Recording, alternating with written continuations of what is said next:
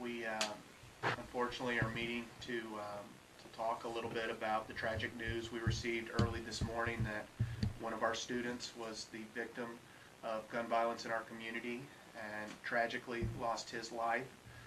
That student is freshman Robert Durrum, or as we knew him, Bobby. Again, we are just absolutely heartbroken over this news. We've been in correspondence with his family to see how the school can provide support.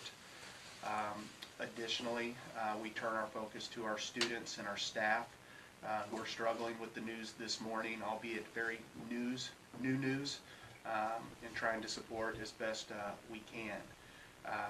Our school has also been subjected to violence ongoing this year in various facets of our community. So we have a lot of students still struggling and grieving with those losses. So we're supporting those students as well. So we appreciate you all coming in today. I've asked Mrs. Bennington, who is a counselor here in our building, to meet as well. She knew Bobby probably better than any other adult in our building, so she can talk and celebrate who Bobby was and what he did during his time at Lafayette High School. So, are there questions you all have of us?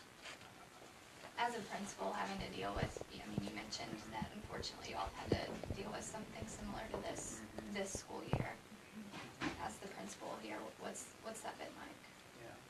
Yeah. You know, our thoughts and prayers right now are with Bobby's family, and as principal, our role is to support them in any way that we can. And of course, to support our students. One of the most difficult things to do as a classroom teacher is to walk into a classroom where there is one empty seat and to address that class. So my primary responsibility right now is to support them as well. Words are really difficult in those times, so what we've done is work with our support staffs at both the district and the local level. We have counselors in those rooms with those classmates to guide them through that process. Ms. Bennington, what can you tell us about Bobby Durrum? Bobby was a really, really sweet boy. He was truly well liked by his peers here and his teachers here. He had a great sense of humor. He was very funny, always cracking jokes, teasing kids, but in a fun way. He loved shoes. He loved to play basketball, and he was just the kind of kid that if somebody was down, he would say something to try to pick them up, to make them feel better. And he was respectful of everyone. He liked everyone. Didn't matter who you were. He was just a very caring, sweet kid. And he's going to be greatly missed here at our school. And You said you all had the library as a place where students who knew him and need some time to talk are. Just talk to me, you know, kind of generally, what are they going through? well, the students are really struggling. You know, we've had a lot of grief and just senseless violence. And the kids, it's not only scary for them, but it's heartbreaking. And I know that they feel a sense of powerlessness. And it's just tragic and shocking when something like this happens to somebody so young, and to have it happen more than once. The kids are just having a really hard time, and so are some of the teachers. It's the second student to die in about 4 months' time. Is that correct? Mm-hmm. Trinity was the first. Correct. Mm-hmm. Yeah. As a principal, what do you all say to students? Well, right now our focus is on the loss that we are handling locally. Outcomes of situations like this vary.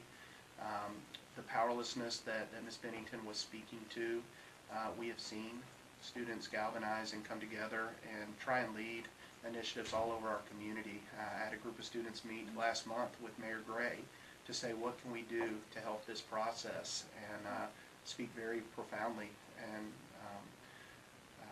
about the violence that exists in our community and their desire to want to change that for the positive.